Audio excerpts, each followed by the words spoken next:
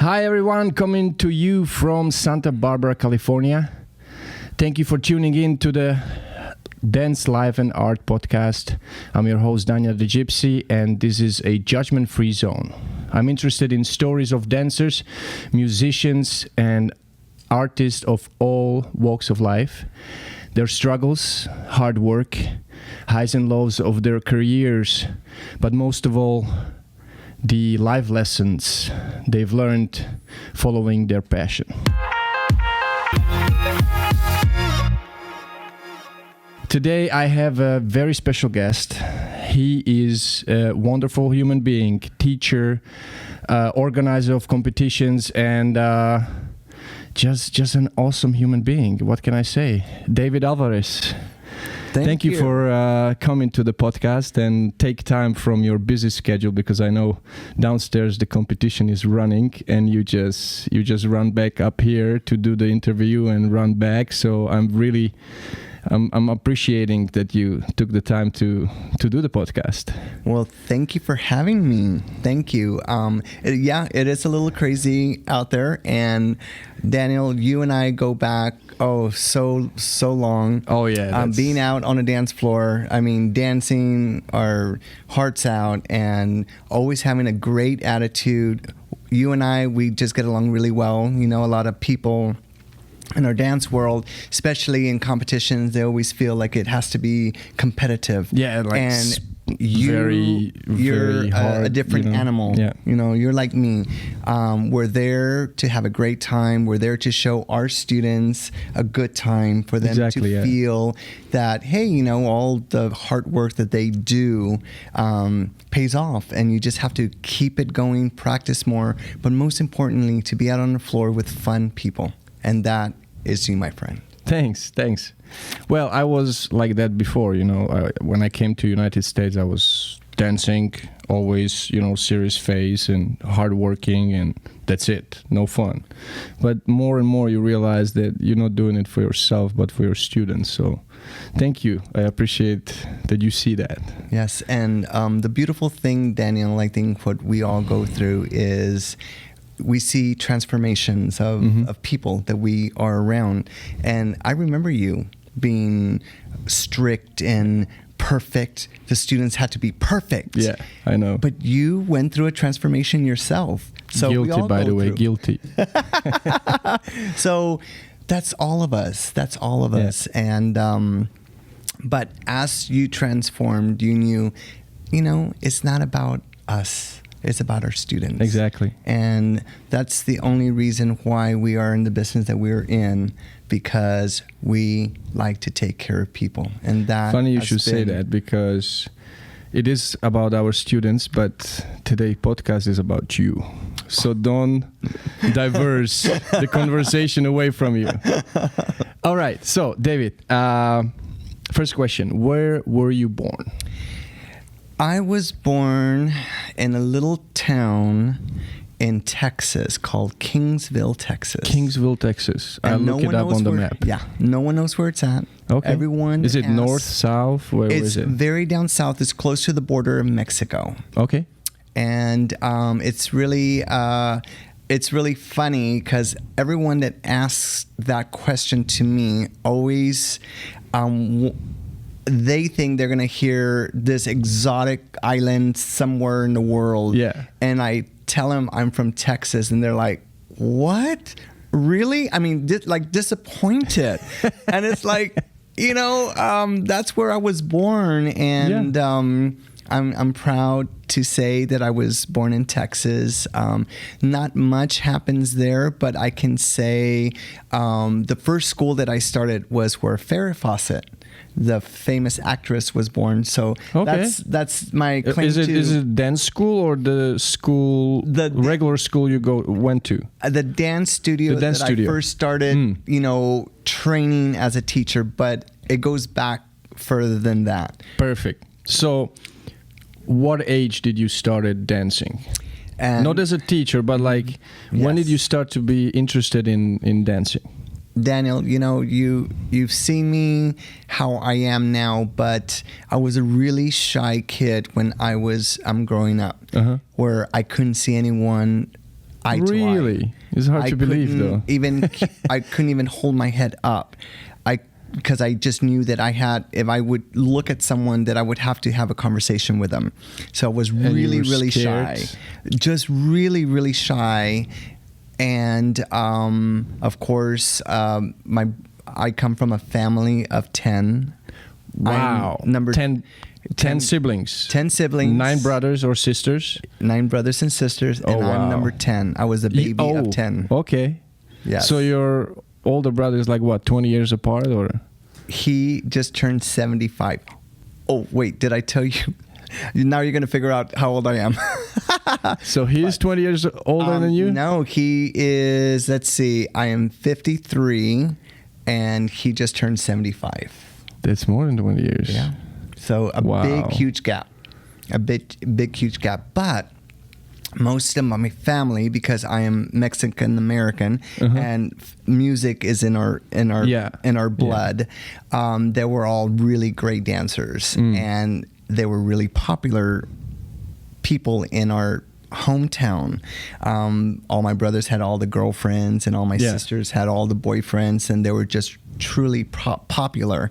Because of the dancing. Because of the dancing. I had to figure that out. And when I was 12 years old, this shy kid knew what was going on. It's like, wow, why does everyone wants to be around them and be with them and, just want a piece of them? And I said, I need to learn how to dance. So you didn't think it was charisma of your brothers and sisters? Well, that a little. It comes with it, though. It comes with it. Yeah, it comes with it. But it was the dancing. Yeah. It was the dancing. They were popular because they danced. And especially the guys, in this dance business, if every man knew, if they would just know a little bit of dancing, they would really be popular. Well, most men don't dance because it's not manly. Right, it's not manly. What they don't realize in the times of kings and queens, dancing was a must for a king because it was the most manly thing they could do, right? Yes. Like to know how to dance. Yes. That's very interesting how it evolves all the time, with the dancing situation. So you were 12 and you figured out you wanted to start to dance. So you went to the school, or? I was begging my brothers and sisters to teach me how to dance. Oh, so you didn't go to the dance studio yet? Not yet. Okay, did they teach you something? Yeah. So, I had my brothers trying to teach me. They were not teachers. They just, everything was natural. What they did was natural.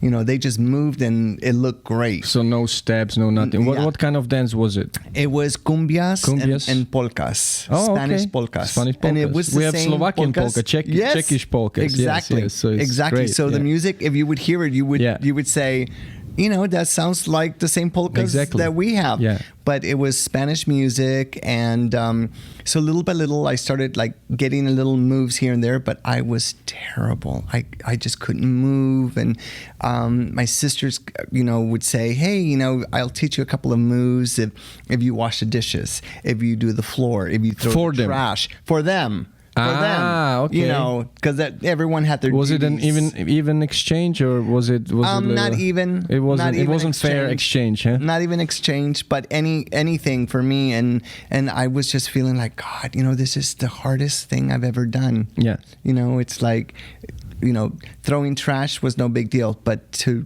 try to feel the music was really, really hard for me. So my sister said, God, I can't believe you're even related to us because you can't even hear the music. Oh my God, this is the meanest thing sister can say to you. Yeah. And it's like, you can't even hear the music. So she would tell me, put your feet on my feet so you can feel it. And that's how I started feeling music. Yeah.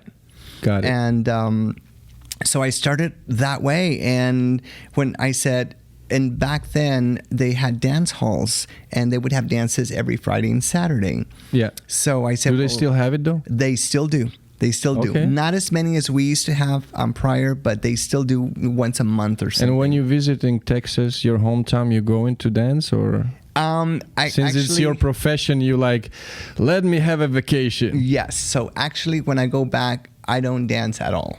Gotcha. I mean, if I'm not competing in competitions, Yeah. I'm not dancing. Yeah. You know, and not that I don't like to dance. I love to dance, but you know, you do it as a career, and you compete in many competitions, and it just comes down to a point to where you need those couple of days that you have, like weekends, when you're like not out of town, like blank. Yes. Yeah. To recharge. I understand And that. that's what I do. I understand love to recharge, not thinking of dancing. Perfect. So you started with your brothers and sisters. So Yes. at what age did you hit to the studio and you started really look into it? And I'm getting closer. perfect. No worries. We got time. Well, I got time. You don't. I you know. don't. I better, be quick. No about worries. this, All but- good. All good. But when I was 12, and I was saying when I'm 13, they allow kids, if they go with their adult parents or a guardian, Yeah. they would let you in because it's just a dance hall. So it was in like a Oh, club. gotcha. So I said, when I'm 13 years old, for my birthday, I want y'all to take me to a dance. And I'm going to really work hard and try to get as much dancing as possible in to practice. And I want to go, and I want y'all to take me. Yeah. And they're like, sure. Of course, when you're, it's like 8 months or 6 months from now, they would say whatever they want to say. So I was begging them, and I said, please, I want to go out, this weekend. Oh, I'm going out with my girlfriends, my sister was saying, and, we don't want to babysit, and next weekend. And next weekend, and it was like, and on and God, on and on. Yeah, and I would tell my brothers, come on, take me out. Oh, we don't want to babysit you. Go with your sisters. They'll take care of you. Yeah, and but you see, like the gap, even though you have like when you're 13 and those brothers, sisters are 16, 17. Right. It seems like a huge gap because they don't want to hang out with the younger brother. Yeah. So I Yes. understand what they were saying, right? Yes, But, they wanted to go out, and they wanted to meet their friends yeah. and have a party and not worry about babysitting me. So I got them to take Finally me one commit, time, and yeah. I did a lot of dishes and a lot of cleaning, and and I got to go, and I was like, okay, all my sisters has great girlfriends, dancing gals. They were the best dancers, the best in town, and I begged them all night long, please take me out. I want to try to see if I can, practice my moves. Yeah. Please just take me out. Yes, the next one. Yes, the next one. All night long, they said no to me. And in the dance hall. In the dance hall, they said, no, next one, no. The next, you mean next dance- song. Yeah, next song. gotcha. 1:30 a.m. the lights turn on, and it was the And you end didn't of the dance. night. I was all night long. I was turned down all night long. So I got up from my chair and I looked at all of them and I said, "You're gonna regret this day. I'm gonna become the best dancer you've ever danced, and you're gonna be begging me, and I will say no to you." And I walked away, walked home. They couldn't find me for hours. I walked all the way home. I was so hurt, so upset. I was just so sad. I was like, they just, they said no to me. And that was the only thing that I felt that motivated me to really get moving. But this is how it goes pretty much all the time, right? Like you're excited for something, you get hurt, you get heartbroken, you get this, you get that, and that gives you this drive and motivation to do that. Yes. So what did you do afterwards? So you said, okay, that's it. But there was no internet. So how did you find the school that you went to? Okay, so the school doesn't come in yet. So basically I started practicing more. I started begging my sisters, please dance with me on a daily basis. Just dance with me. Just give me something. I want to be the best. I just want to move. I want to move. And then dishes. Weeks later, I was trash. coming, and they're like, David, take me out on the floor so they could see me. So the guys can see me that I'm here. So they'll know to come and ask me to dance. I would take them out for the first dance, nothing all night long. Then it was like, David, let's go out again. Weeks later, David, I want to dance. why aren't you dancing with me? Yeah. Weeks later, you didn't dance with me, David, all night. So I was becoming more and Popular, more yeah. comfortable with what I was doing, to where everybody wanted to be, dancing with me. And those were the gals that were sitting down with their arms crossed, looking at me, just so upset because I didn't dance with them that night. So I became the little popular little boy. The one that say no to you? What's that? I'm sorry. Weren't the girls the one that said no to you the first time around? All my sister's girlfriends were. So you were holding a grudge, David. I know. No. I was telling you. Yeah. It came to a point where they were lining up. Yeah. And I was like, oh my God, I didn't have time. Yeah. It was like, and then I was dancing with the really good dancers, and I was getting better because I was dancing with better dancers. Yeah. And it was not to where, I'm holding a grudge. It was more like, I never got to them. And that was the story of how I became a dancer. Then I started competing as an amateur, cumbia, salsa. Oh, so you had competitions in your clubs. hometown. Now, the dance halls, right? Yeah, dance halls. Then I was growing a mustache, and I looked a little older, so I was the dancer in town. I can imagine you with mustache. I know. Oh yes, I had the mustache and the long hair, but I would get into nightclubs because they wanted the best dancers in the nightclubs, and they were doing competitions, and I would enter the competitions, and I started winning competitions. Nice. And then I had a couple of dancers, ballroom dancers, that would come and check out, the scene, like, let's see what dancers, what type of dancers these are. They were doing ballroom. I was doing all these amateur, club dances. Club dances, yeah. And I got to meet them, and they were really nice, and they talked about ballroom dancing, and they're like, God, I think that you could, really like what we do. And I'm like, what do y'all do? And they're like, ballroom dancing. I'm like, that's for old people. It's like, is that like the show on TV, Lawrence Welk's show, The Waltz? Do you do that? Yeah, that's one of the dances. So I said, no, I'm sorry. That is not for me. I love what I do. I'm having a great time. I don't want to do this for a living. It's like, I just want to have fun. Gotcha. So months went by. Hey, we have a dance program that they're looking for teachers. I'm like, I'm not a teacher. I do this, What for studio fun. was that though? It was called Corpus Christi Dance Center. Wow. Okay. And it used to be a previous Fred Astaire dance studio, Fred Astaire, and then they went independent. Gotcha. Okay. So they still had the Fred Astaire vibe, Yeah. and I had no idea what that meant. So I said, no, this is not for me. And they're just, no, we have this dance program that we're going to start, training teachers, and just come and check out the school, and it's just a couple of blocks away from here. And I said, okay, you know what? I'll go. This is not for me. I mean, this is just not check it out truly for me. Yeah. So that's what I thought. I walked into the school and I freaked out. It was like in a strip mall, and walked in, and it was this beautiful school. I'm like, what? I mean, I thought it was going to be like an old, dance school of some sort, with old music. Well, with no with no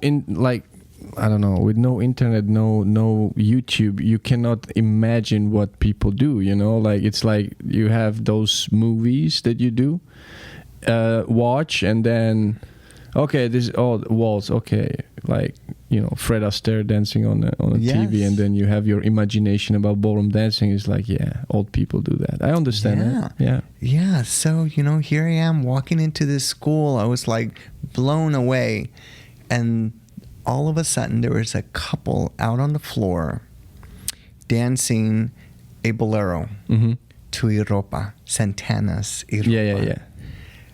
The music, I knew the music. I loved the music. but I never knew that you could move to that music. And what they were doing, I was like, oh my God, that is the most beautiful thing I've ever seen. And I said, what is that? And the friend said, that's ballroom dancing. That's one of the dances that we teach. And it was bolero. It was bolero. Okay. And I'm like, I need to learn how to do the bolero. Yeah. He says, well, this is why I wanted you to come and check the school out. So then... Can you go closer a little bit so you can turn the mic, you adjust so it's... And then... So we hear you well. Yeah. And then... she says, I want you to talk to my manager and see if you're interested in this program. Yeah. So he sat me down in his office and he says, we're starting this program on Monday. Mm-hmm. And so a program for training teachers. Okay. Training teachers to, they would train you, give you all the basics of all the dances. And so it was basically like still Fred Astaire-ish type of... it was still Fred Astaire-ish. Yes, of course. Yeah. And I said, sign me up. I need to do what they were doing. Yeah. He says, well, you're going to be learning a lot of, wonderful dances. And he was just rambling all these dances I've never heard of. Yeah. Foxtrot. I didn't know what Foxtrot was. It was like we only would hear Mexican music and that's all we knew. I didn't know there was other dances in the world. Yeah. I was so into what I was doing. So and how old are you at that point? I was still, I just started college. I was about 18, 19 years old. Gotcha. And I said, sign me up. I got to do this. And he says, great, show up. And I'll be honest with you. What we do is we have 19 people that are going to be in this program. We're going to pick a few from those 19.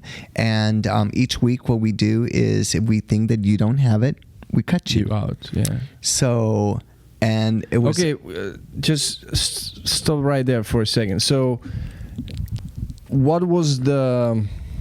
How do I ask this? What was the criteria to pick you?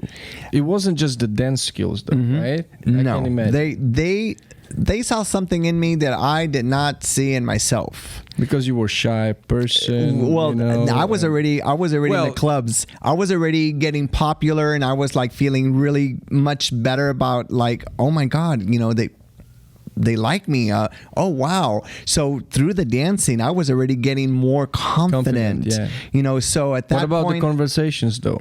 Was that? You still had problems with conversation? No, not, after the couple of years from maybe, I would say about 14 to about 17, going into high school. Thank God, I would have been a mess in high school because these were really mean kids. I had confidence and I was like, wait a minute.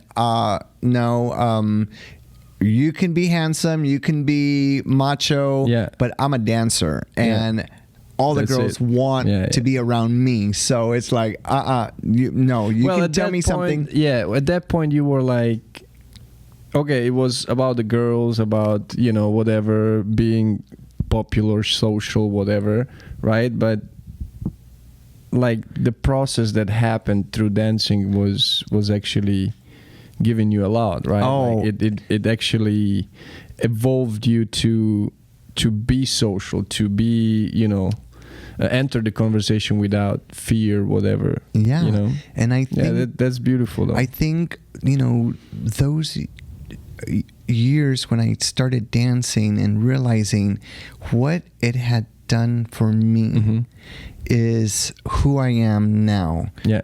'Cause I know how important it was for me in my transformation, that I know that it will help the people that I'm teaching on a daily basis and their transformations. I really feel how emotional you get right now. Yeah. And I truly believe that. Yeah. And a lot of people, they say, oh, you're so positive, you're so this, you're so, and it's like, I know what it did for me. Yeah. So, yeah. Yeah. So if you want to be confident, start to dance. Okay. Yes, take lessons. Oh my God. Or just dance. Yeah, you know, just dance. You know, just move. Put music on and move, because it really transformed me. It's like, you know, when you have yoga or and other, I guess you can call it spiritual, not just Movement meditation, but movement. yeah. Right, Mhm. right. It does something to the body, to the mind, to the psyche, to actually, you know, relax you, but then also build you up. So, okay, so you went to the school, you entered the program, right? I entered the program. And then they said they pick only few from 19 people. And just for me to be prepared. And how long did the program take? Like, was it like a week, was 2, 3? It was 3.5 months. Oh wow! So okay, every day, every day, Monday through Friday. Monday through Friday. And this is what this was a lot for me. How many hours? Sorry, I always jump into. No, this is great. No, this is great. So how many hours was that? Well, a day, Monday through Friday. So he said, come on Monday, 9 o'clock. It's from 9 to 3 p.m. Okay. And I'm like, 9 to 3? 12. 1, 2, 3. 6 hours. Like 6 hours. And I said, oh, wait a minute. I just started school. Yeah. I just moved from my little hometown in Kingsville, Texas, to the next little bigger town, which is Corpus Christi, Texas. Yeah. And he just, just gave me the news where I was like, wait, I can't do that. I go to school from 8 to 2. There's no way. He says, well, this is not for you. I'm sorry, but you have to come. And like I tell you, we cut people each week if we don't think you have it. And these are the people that it's going to be working so he for actually hours said, a day. You know what? Then it's not for you. It's not for you. Go out. All of a sudden, it's like, wait a minute. He's taking something away from me. And I'm like, wait, no. I need to try it. Can I just come on Monday and see? Maybe this is not for me. Yeah. But I need to try it. And he says, nope, I'm sorry. You have to understand. We do this program at least every 8 months, to a year. And we just like to really get new teachers. So you were 18, 19, just started college? College. Yeah. And how long you were in college? Like few months? Or? I just started. It was my first year. But how long? Like first week or? I was already taking courses. Not really. I don't want to say this, but not really enjoying it. I wanted to dance. Gotcha. I wanted to be out in the clubs, getting in with fake IDs. Doesn't want to be in the clubs dancing? I know. That's all I wanted to do. So when this guy said, this is not for you, I'm like, don't take it away from me. I have to try it. You have to give me a chance. He says, I'm telling you, these people are going to be here day in and day out. So you tried to figure out like how to get in, but still keep school. Yes. So you wanted to have some kind of deal, just Mondays and this and that. And he was right away from the start, like, you know what? It's not for you. Yeah. And we have 19 people. Yeah. 19 other people, and I was going to be number 20. So I said, give me Monday, and let's make a decision on Monday. Yeah. Let me just try this and see if this is for me. So he agreed. He shook his head, and he's like, yeah, you can come in on Monday. But he was already seeing me as like, he's the first cut. I could see it in his eyes. It's like David's just going to waste his time. Did he tell you that? No, but I can see it. He was nodding his head like, oh God, he doesn't know what's coming. So I walked in on Monday, and it was a few minutes before 9, and the music was going on. And my first dance that I learned was the foxtrot. Okay. Slow Boat to China. And I was hearing that music. I'm like, I don't want to learn that dance. I want to learn the bolero. I was like, I want to learn what I saw. I want. Yeah, right, what I saw. What I'm passionate about. Yeah. And he says, well, okay, let me tell you. You're going to be learning a lot of different dances, and you have to go with a program. And this is going to be your first dance. So I was learning the basic foxtrot and the promenade.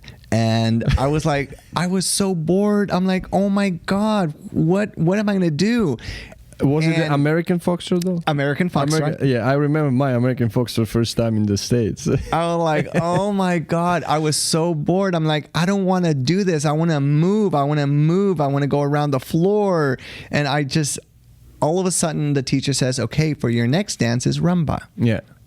I heard the music and I'm like, oh my God, I love this music. What do you do to this music? So I learned the box step.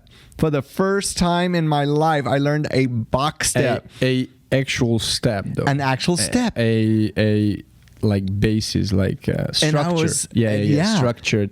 And I was like, it excited me. I'm like, okay, well, maybe this is not so bad, you know, and then the next dance was swing. And East Coast or West Coast? East Coast swing. East Coast swing. Okay. East Coast swing, and learned the triple step. You still remember? Oh, so of course. long There were our basics. No. Like remember the experience though. Like, oh yeah, you relive it. You're telling me, and you relive it. Like I mean, truly. The story when I walked in and saw the dancers doing the bolero, I'll never forget that. It was so special. It's engraved in my brain. So would you say you entered this program because, well, I guess it's a stupid question, because you followed your passion basically. Yes. So you did it for yourself, not to become a teacher, but to dance yourself, right? At this point, right? So you were 18, 19. Okay. I don't have a question, David. Sorry. So, you know, I think, Daniel, that I did it because I said, I don't really want to be a teacher. I just want to learn more. I want to learn more dancing. I want to be better. I want to get better.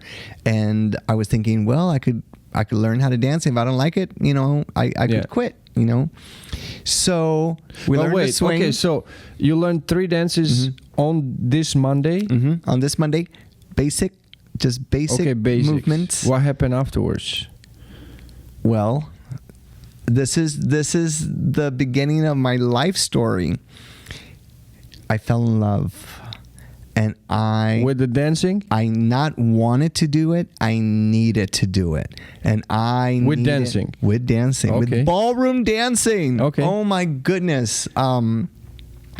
So I went to the manager and I said, you know, I really enjoyed what I did today. I think I want to come back tomorrow. And he said, didn't you say you were in school? And I said, yes. Give me a couple of days. Give me until Wednesday and see if this is really what I want to do. I'll go to my parents and say, I'm going to take a break in school and let me just try this program and see if I can make it. Gotcha. Maybe I can make it, maybe not, but I needed that chance. He said, sure, David. I think you did pretty well today, which I did not. I was the worst in the class. I swing. I couldn't bring my feet together. I felt like I was dancing like John Wayne.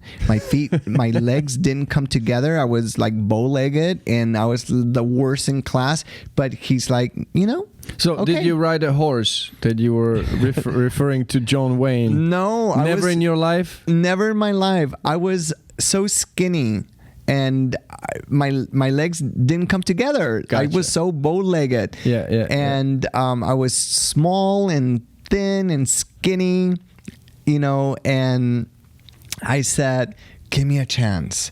Let me try it. Give me until Wednesday, and I need to make this decision.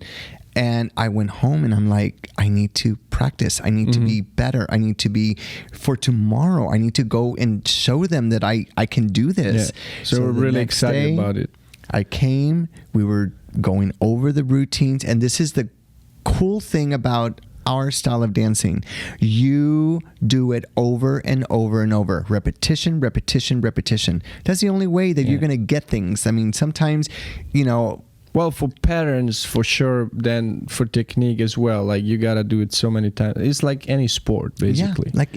Anything. I mean, if you want to be good at something, you need to practice and practice and practice, because, you know, this is really difficult, you know, technique and, you know, and just many people remembering, forget, you know, like, especially teacher, when I'm talking to them and then they teach basics, the students, and they get very...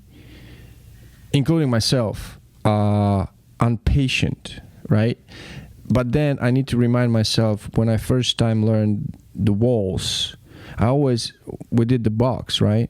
And when I put my feet together, I didn't change the weight. I went with the same foot. So I always, did a mistake. So it's like, you need to remember like how long it took you to get actually the basic, right? So, yes. Yeah. And Daniel, that's where a lot of teachers in our industry forget. Yeah. Where they started from. Yeah. And that's why a lot of the teachers that are really, really amazing dancers are not really great teachers because they forget how hard it was for them. And they could say, it was so easy for me, but it's this dancing is not easy. Yeah. It is not easy. Well, which sport is? That's true. It's a lot of that's practice. True. So. Yeah, that's true. Yeah, I remember when I was just starting out teaching, right? I didn't teach the people what they needed. I was teaching them what I was working on. Oh, yes. Oops. Mm-hmm. I'm hitting my mic. So I was teaching them what I worked on. Right. Or just learning. Or just, like explaining to them, because I was processing, but I didn't get that they don't need that. Right. They need something else. Yes, they need the watered down version of what you're learning. Exactly. They just need the basics, not the detailed technique, perfection. Yeah. Yes. And it was my mistake also, like when I just came to United States, I didn't even now they starting pro-am, right? But we didn't have pro-am. You dance with your amateur partner, that's it, right? Right. And then you taught other amateur partners. Right. Couples, that's it, right? And then you come here and then you have students, you dance. I remember my first competition in Hollywood, Dance Sport Championship. I'm doing for free advertisement. You gotta be thankful, Hollywood Championship. So we love you, Michael. Yes, and Mary. we do. So I did this competition with Lily, my lovely student Lily. Love her. She's 90 years old. She will be on the podcast as well. She's amazing. And I just felt so weird and kind of almost, I can't believe I say it, ashamed or something, because you always strive for this like, oh, you gotta be so good and this and that and that, and then you go with the student and then you like, you want to bring the student and make them so good and they still cannot do it, but and then you get mad and this and you realize the student is at the level they at, and you were at the level where you were at when you just started out, and the judges were judging you, right? Yes. Because I was still starting out the pro-am. I was always thinking, well, they're judging me too, and I gotta, right? And it's just they can't make me look bad. They're making me look bad. Wait a minute, they're just gonna think I'm a bad dancer because. But it was new, like we didn't have pro-am yet, and it was just like unthinkable, but also at the same time super exciting, because I was making money with my dancing. And in Europe, you teaching, you earning money that way, and that's it. You a coach. But with the actual dancing, to earn money with your actual dancing, this is huge. This was like a big change in my paradigm. Like, wow, okay. And then the transformation started, right? I was watching I was watching other teachers, how they behave, what they do, and so on. And then it started, the whole transformation of from the pro thinking to, okay, I'm a teacher, I'm a pro-am teacher. The people, I need to pick them up where they at and then build them up, right? So yeah, it's very interesting how this works. Yes. And many people don't understand that. So it's like that's why I like to interview you as well, because you understand the industry. You understand what's going on. You understand what is it about, right? So, yeah, I like to. I'm selfish. I'm doing it actually for myself. I just lied to David that I'm doing a podcast. I'm doing the podcast though, David, and I'm taking all his secrets and apply it for myself. So I'm successful like David Alvarez. Oh, I'm honored you even, asked me to do this. No, this is awesome. This is awesome, man. And Daniel, you're really such a fun guy. Every time I see you, we always have a great time. Yeah, we do. Definitely we do. And so you came, we just derived from the story of yours. So you were those 3 days, right? Monday, Tuesday, Wednesday. Mm-hmm. And then what happened after that? So you decided, okay, I'm taking break from school, or what? Or you just dropped out, or what happened? Yeah, and this sounds so bad now. I'm just talking about it because it's been quite some time. But I love what I was learning, and I was learning a lot at a short amount of time. I mean, the first day was a couple of dances just to show me the different styles. Yeah. But I was learning so much, how to move your foot, what part of the foot to move. Yeah. I was lifting my arms where you have to keep the arms up, and it was like, what? Who does this? That, yeah. This is so hard. They're just being so mean to me, and they're really working me hard. And all of a sudden on Wednesday, I said, I got to do this. I need to continue. So there was a part like challenge. Oh, it was a big challenge situation. It didn't come easy for me. Yeah. It did not. Did you think it was unnatural? Almost. It was very unnatural to me. To some, I can see them. We had 12 guys and 8 women. Yeah. And I'm like, none of the guys are going to make it. All the women's going to make it. Yeah. They just looked that everything came so natural to them. Yeah. To us guys, it was not easy. Yeah. And to me, I would look around and I'm like, okay, if they pick several guys and several gals, I need to be one of the guys. And I would look around and say, I'm the worst one. I'm just like, I can't get this. This is so hard. And I would go home and I would practice and I would practice. But that Wednesday I said, this is something I need to do. Yeah. And I want to work hard to do it. And I knew that on Friday they would give you an envelope. And in that envelope, there was a piece of paper. White paper meant you stayed for the following week. So you show up on Monday. The pink paper, elimination. Don't show up on Monday. Oh. People would open up the envelopes right in front of them at the end of a Friday at 3:00. Yeah. And I would take mine home because I did not want to open up my envelope in front of everybody. And they would start screaming and yelling, I gave you my week. I gave you my 3 weeks. I gave you a month of my life. I didn't get paid for it. And I wasted my time screaming and yelling. And Wait, so you were, was the program for free? The program was free. Okay, it's even exchange. Like you invest your time. I mean, yeah, it was for free. They were not paying you. You get value from it. You just invest your time. So I believe this is a fair exchange. Yeah. Right. Well, for us back then, because we didn't have a job. Yeah. It took the entire day out of the other time of your day. Yeah. So for them, it was a job. Yeah. And for them, it was like, well, I'm going to get hired and then I'm going to start getting paid. Well, and they did it. When weeks and weeks would pass by and you would get cut, you would feel like you wasted your time, right? Mm-hmm. So I would go home. So they would eliminate every week or every Friday. 2 weeks, every Friday. Every Friday. And sometimes everybody stayed, sometimes they... They would get rid of everyone. They had people being cut every week. Every week. Okay. Sometimes it was 3 people. Sometimes it was 4 people. Sometimes it was 1 person.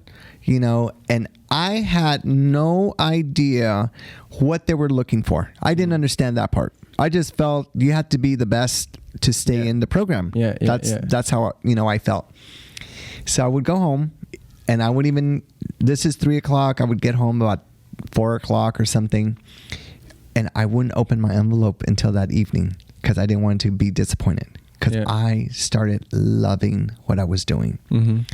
So at that point, the first week, I didn't go to school all week long. And that Friday, when the first week I didn't get cut, I said, this is it. I'm not going to school until I get cut.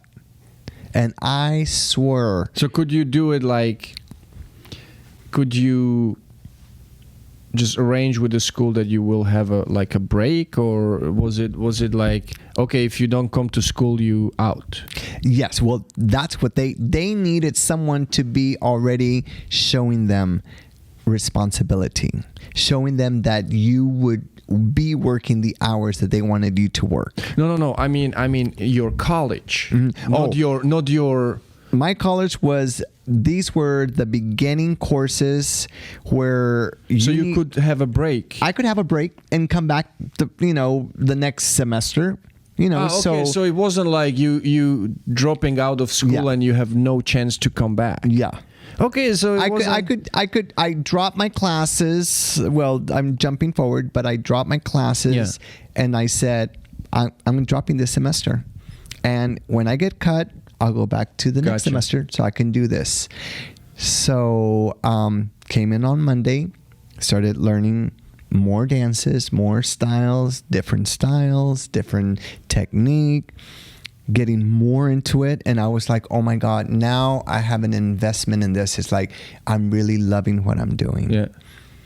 The next Friday came up, the envelopes got out, people screaming and yelling, would come home. I would have another little piece of white paper, just, okay, I'm going to go next week. Week after week after week. All of a sudden, I'm looking around. It's like, oh my God, the class is getting smaller and smaller and smaller. All of a sudden, no women were left. All the women got cut. It was like 8 guys. Even though you 7, 8 guys, all the women will make it, right? They would make it. They looked better in my eye. I had no idea what they were looking for. So what did they looking for? Now you know. Now that I'm a professional, and a teacher, I know what they were looking for.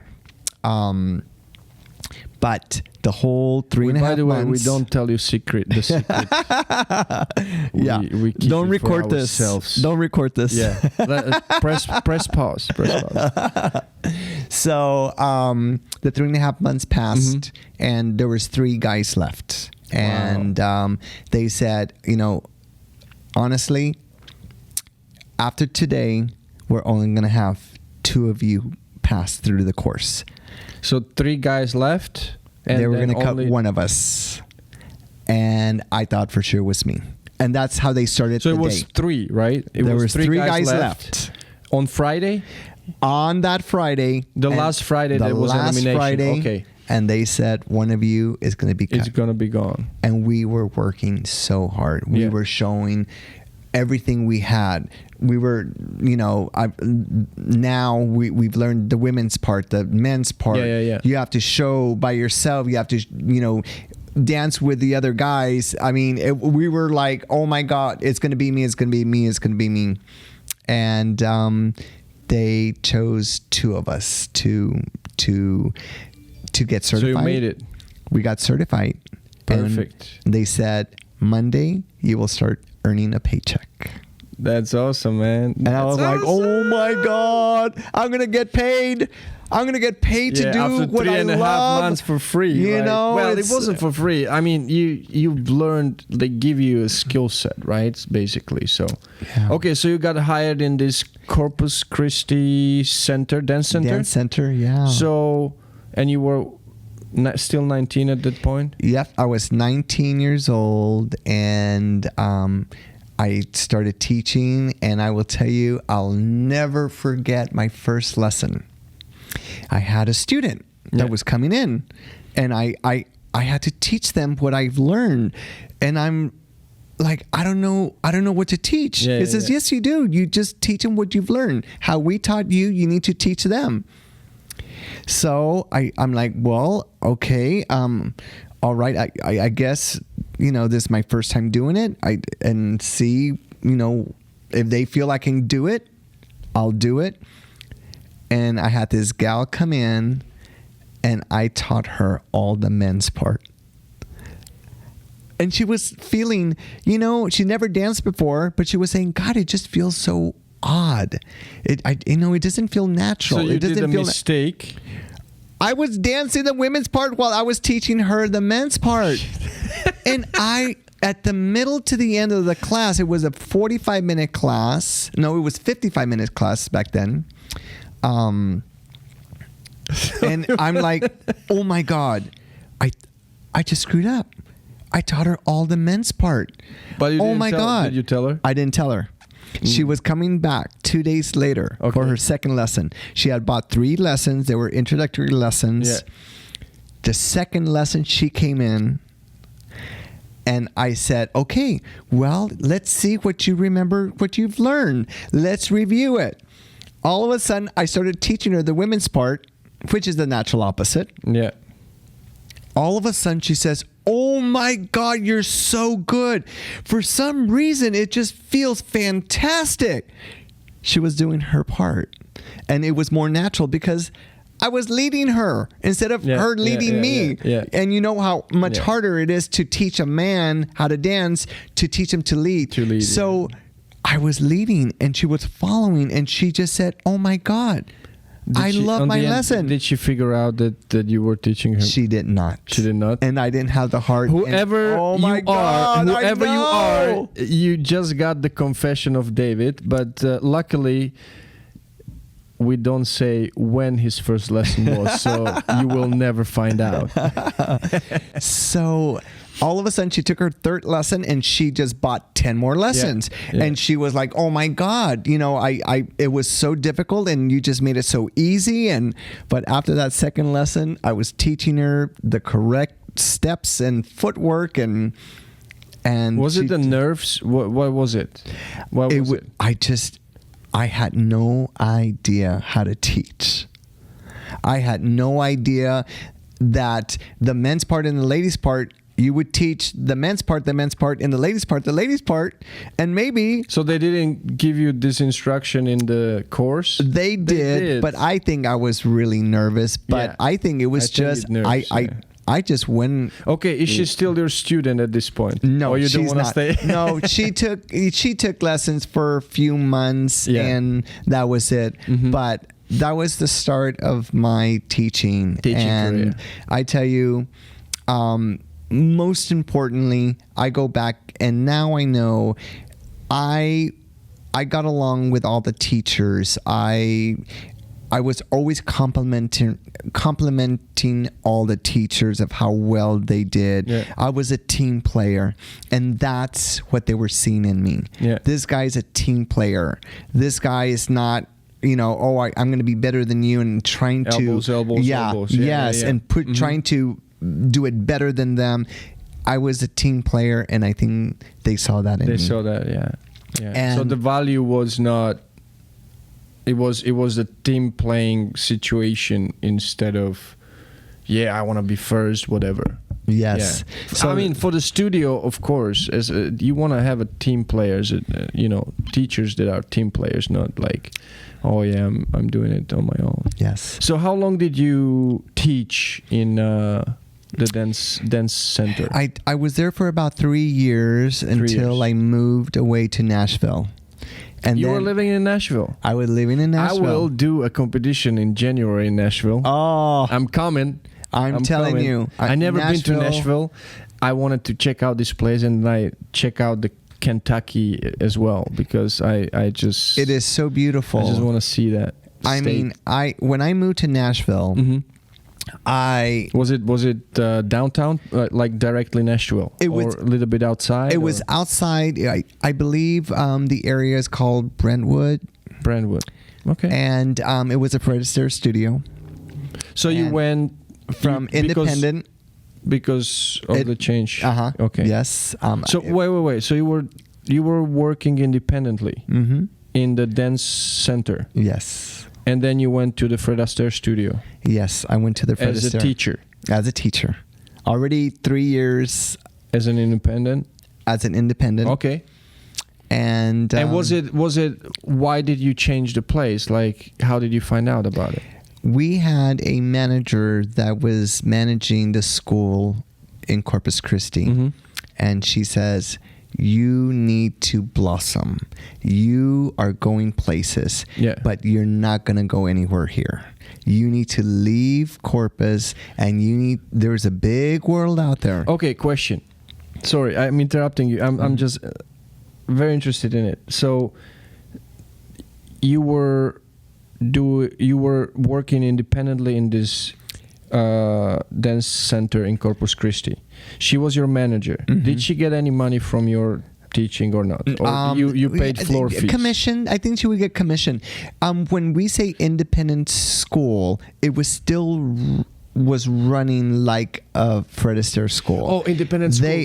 We were working for. I was working for them. Right. So you were working for them. I was working for them. It's very interesting that manager says, "Okay, you know what? Like, because she basically earns money with you, right? So this is so nice of her to actually tell you, you know what? You gotta. Yes. You gotta. Well, how it worked was she was leaving and she wanted me to go with her.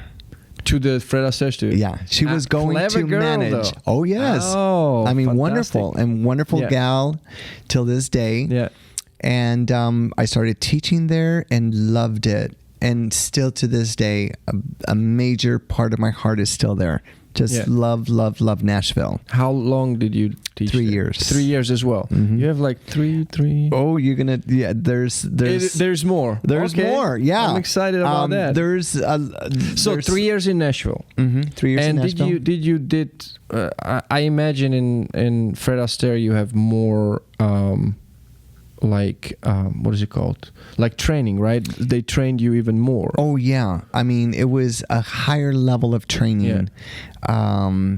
And for me now at that point, it was not all about the training, because I knew it was really great, but I was really loving the teaching part. Yeah. The teaching part was everything for me. So when did it change from I love to dance to I love to teach how to dance? When did it change for you? This is going to excite you a little. Okay. Because this is the same story that you just told me. I was making more money being an actual teacher than trying, because I really wanted to be a competitive professional dancer. Yeah. So on the side, while teaching, you were still training for your professional career. And trying to compete. I wanted to compete professionally. It's like I was a competitor dancer before I started teaching, and I wanted that so bad. Yeah. But then I started seeing those professional dancers back then, and not that all of them were not making money. They were making money, but the teaching part was much more. Yeah. That's where the money was. Yeah. And you could still dance. And and still train. I would be trained. I mean, I train, with the best. But teaching was my passion. Yeah. And I always thought about it as when I was teaching, especially the pro-am, I'm training and I get paid for it. You know what I mean? Like it was a switch of the mindset a little bit. So slow. Let me note, very slowly, because I was crazy about professional dancing. So professional dancing. Yes. Yeah. So it's. So Daniel, earlier you had said it wasn't a waste of their time because they were getting something out of it. Yeah. But they were not getting paid. Yeah. Now we're getting something out of it, and we are getting get paid. paid, yeah. So that is Yeah. stage 2. Exactly. Stage 2.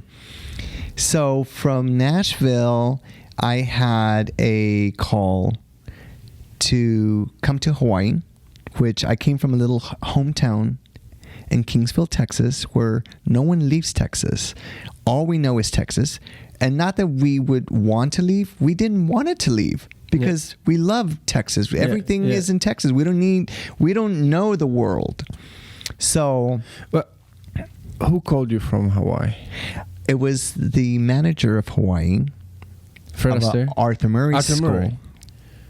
Fred Astaire? Yeah, Arthur Murray. How did they get to know about you from Hawaii in Nashville? Like, Yes. So back then, and still now, a lot of the Fred Astaire schools are what we call regional, competitions where you don't see Arthur Murray or independent. Yeah. And back then it was a no-no. You did only Fred Astaire competitions. yeah. Arthur Murray would do I've heard that, yeah. Arthur Murray competitions. But they were coming out slowly but surely to see what they were doing, who's doing what.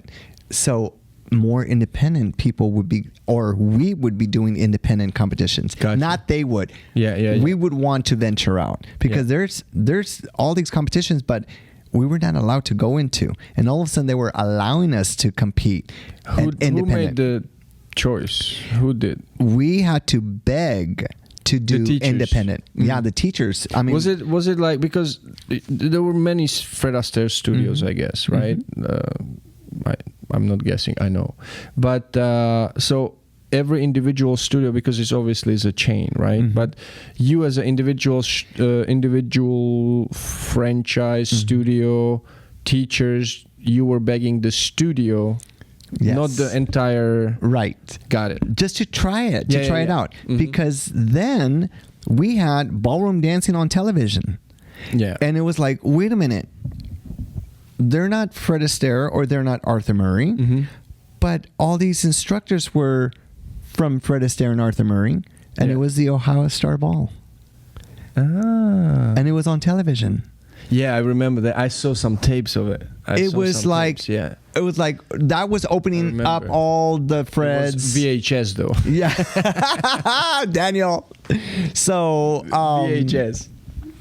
So we were watching it, and we were like, "Wait a minute! There's other competitions that we've never would even hear of, but you're now seen on TV, and everybody would be talking about it. Oh my God, it was the thing to watch. Ohio. Lily told me as well. Like, she would watch the Ohio Star Ball. I'm sure Lily was probably competing back then at the Ohio Star Ball, but I'm not sure though, because she started when she was 78.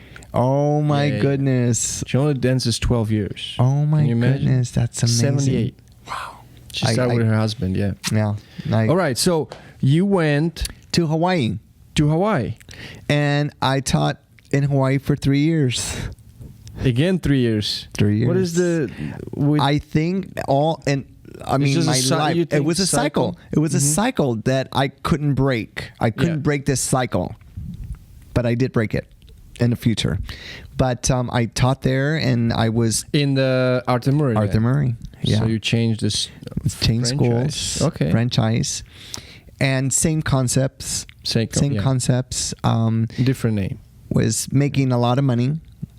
Back then, they wouldn't pay that much money to the teachers. Yeah. You would have to sell a lot to get paid more. Gotcha. So I started, being the top teacher, sales teacher. A lot. I know for a fact a lot top teacher studio because he's good what he does. Thank you, Daniel. And I became the #1 top selling teacher in Arthur Murray. Wow. At that point. And you were how old? At that point I was 25, 26 years old. And then I had a call to Santa Barbara. From Hawaii. Well, Well, you were in Hawaii. Now we're getting more into my personal life, but we don't need to talk about your personal life if you don't want to. So you went to it's your choice. You can. Yeah. So basically, I was dating someone at that time that was working for an Arthur Murray studio in Santa Barbara, California. He was managing the school, and he wanted me to be in his life, and I was like, I have the best life in the world. Okay, how did you date somebody from Santa Barbara and you were in Hawaii? You were just meeting at the competitions, or like? Of course, you know how. This is how I see you. Okay, I see you more than most of my friends because we're always in all the competitions. Yeah, all the competitions. So we would see each other a lot, and we started dating. And he says, the owner wants you to dance with her. Yeah. Professionally. Yeah. And I want you to be with me. Gotcha. And I'm like, I'm not leaving Hawaii. Hawaii is the best place on earth. It's the best, yeah. So I was talked into moving there because I was in a relationship. And right when I moved, a year and a half later, it ended. But I basically said, hey, there was a purpose and a reason. So you came for the relationship. Mm-hmm. And then it ended 1.5 years later. Later, yes. But I didn't mention this, that I already had done the independent school to start. I had done the Fred Astaire. Next, great move. I went to Arthur Murray. And I said to myself, I've been in this business, and my next move would be opening up my own school. Yeah. And independent school, not right. Yeah. Independent school. And if I would move away from Hawaii and move to Santa Barbara, I said, I'm going to open up and I will not go into another franchise school. Yeah. I need to do my own thing. So you were, I guess the cycle broke when the 1.5 year relationship broke. That was 3 years as well. Oh, this was 3 years as well. I dated him for a year and a half. Mm-hmm. I moved there for a year and a half. It was 3 years. So that was my next cycle. Gotcha. My 3-ring circle. 3-ring single. Yeah. So when I moved to Santa Barbara, we opened up a school, and it was an independent school, and it was wonderful. It was great. And a year and a half later, it didn't work out. But I said, hey, we were brought together for a reason. 1.5 years you worked for the studio that was already here?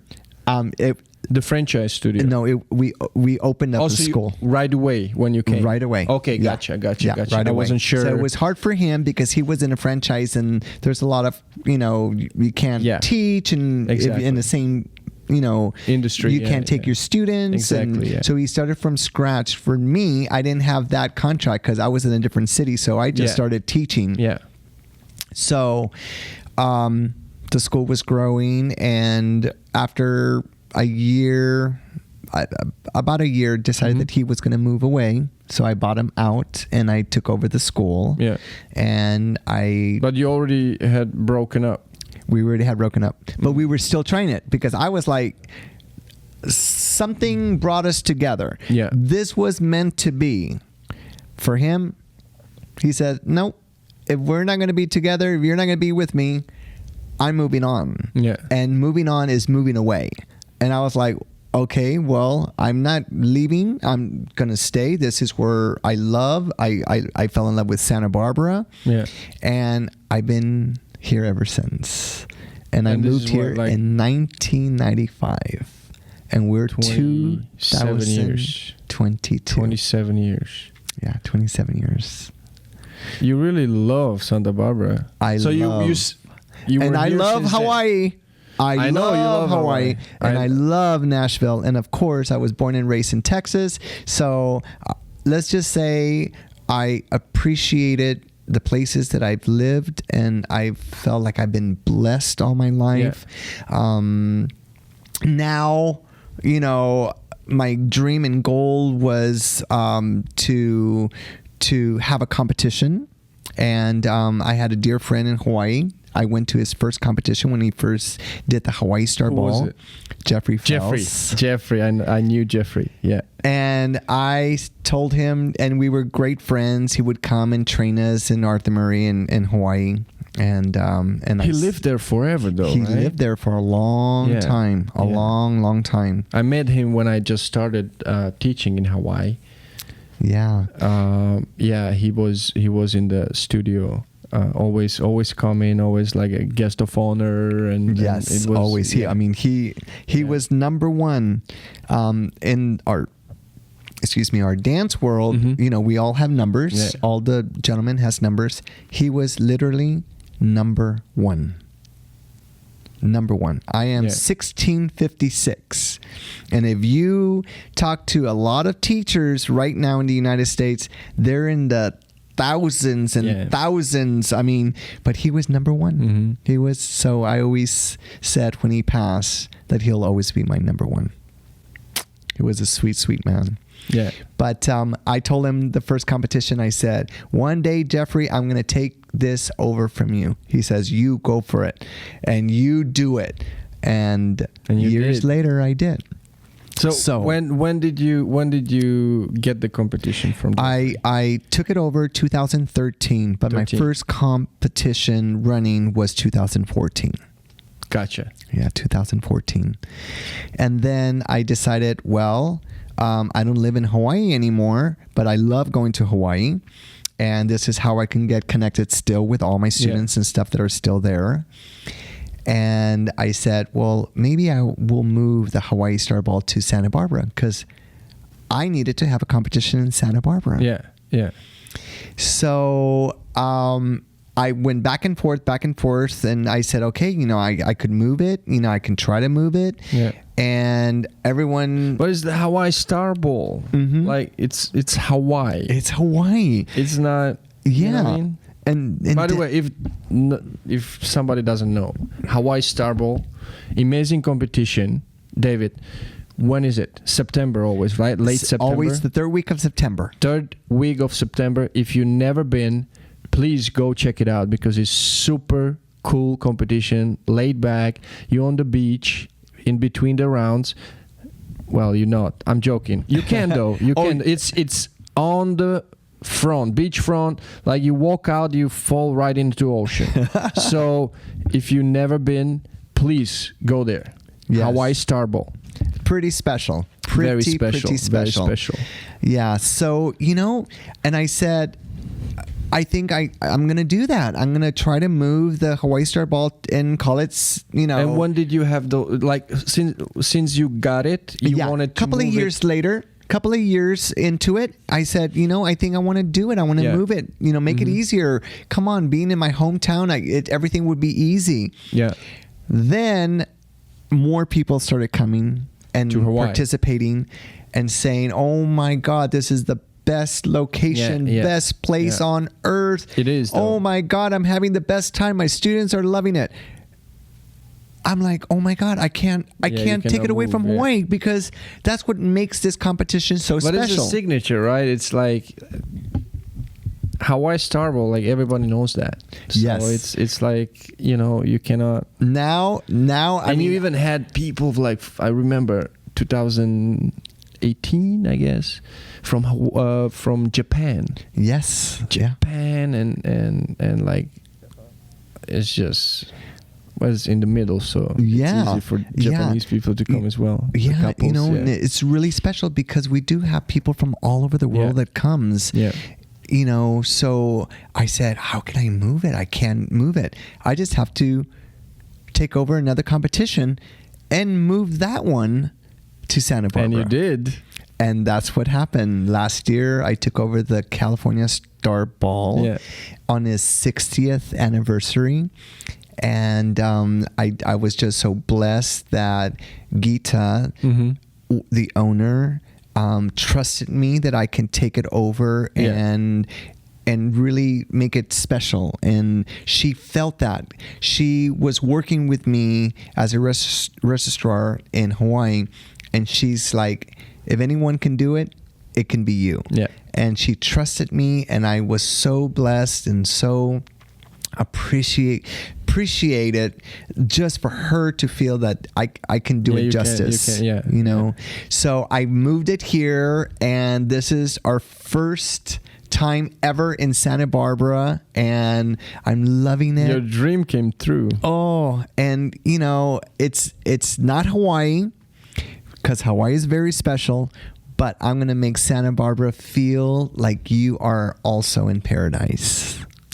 You are. I mean, look outside. It's awesome. Yeah, beachfront. It's pretty amazing. Special. Yeah. I mean, again, just like Daniel was saying, you know, you could be dancing and you could cross the street and jump in the water. I mean, it's just cold, stunning. Though. It's cold. It's cold here. Hawaii is warm. You can Hawaii do that. Is bad. But we've had our chairman of judges the first day he was here. Yeah, he jumped right in the water, and he said it was a little cold, but I loved it. So people are doing it. No, the location is great. Like the hotel is really like set up like little spread, you know, and you walk from building to building. So it's really nice, and the ballroom is super big. So yeah. So Daniel, thank you for being here and supporting me for the first year and coming to Hawaii. Well, each year I always like to come to Hawaii because I have a student there, and then I bring Lily. You know, she has a great time. And love it. Really love it. Love it. Hopefully, to see you there for our 30th anniversary. You will next year, sure next September. I have a couple more questions. Okay. I know we already on the 1.5 hour mark. Okay. It went so quick. I need to. Oh my God! I need to get back to the ballroom. I know.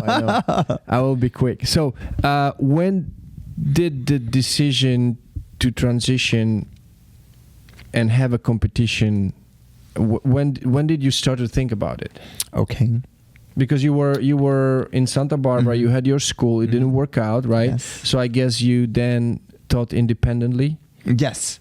Yep. Right. Yep. So, I taught independently. Yeah. And then, I mean, you like every competition I saw you were top teacher, right? And then at some point, I'm like, where's David? I was like, David was busy buying competitions, right? So when did it come? Like, when did this thinking come for you? Well, it has been there for, I would say, about a decade. You know, that's when I started thinking about Hawaii and had the opportunity to take it over and run it and organize it. But my goal back then was I would move the Hawaii competition to Santa Barbara. Yeah. But when I felt that I had an opportunity to purchase a competition that was already existing, was maybe about 6 years ago, where I knew that the owner was thinking of you know, passing it over to someone else, thinking about it, but not knowing when she wanted to pass it over.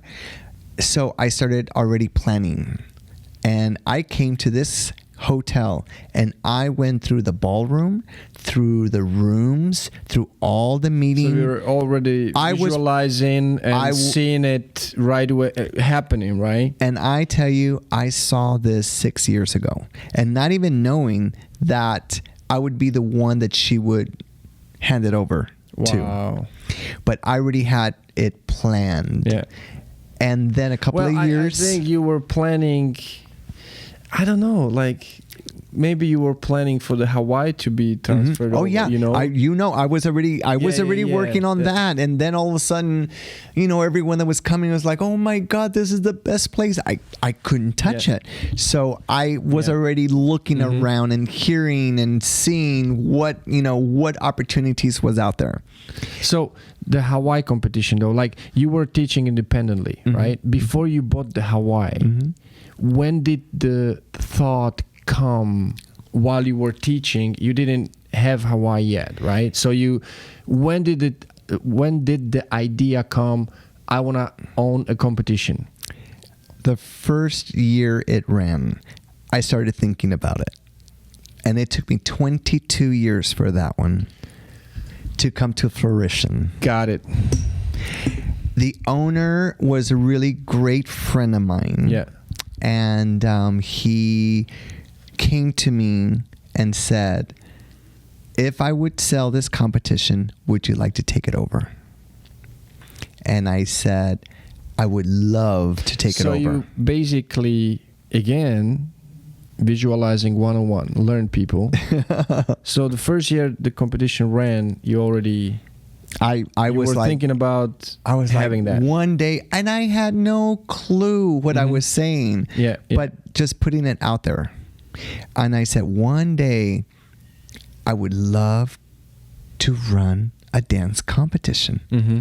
And he was a friend of mine. He was our coach. He was just a dear friend, and he thought I was crazy. That's incredible. He thought I was crazy when I said, Jeffrey, I'm going to own the Hawaii Star Ball.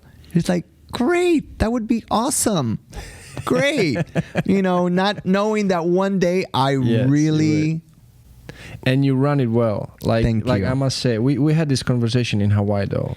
Like I came up to you, I was talking to in private, and yeah, it's just you have feel for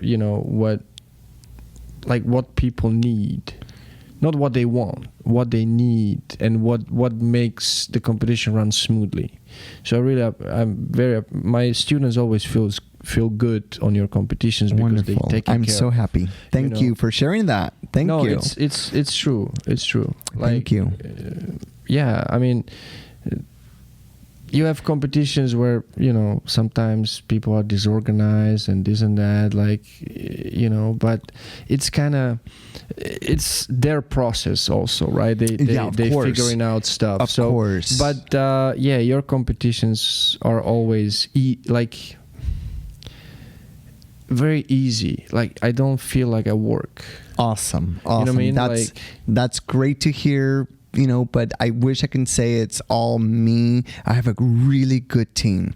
And it took me a while to really get this team together. Yeah. And all I'm doing is bringing my team that I use in Hawaii to Santa Barbara.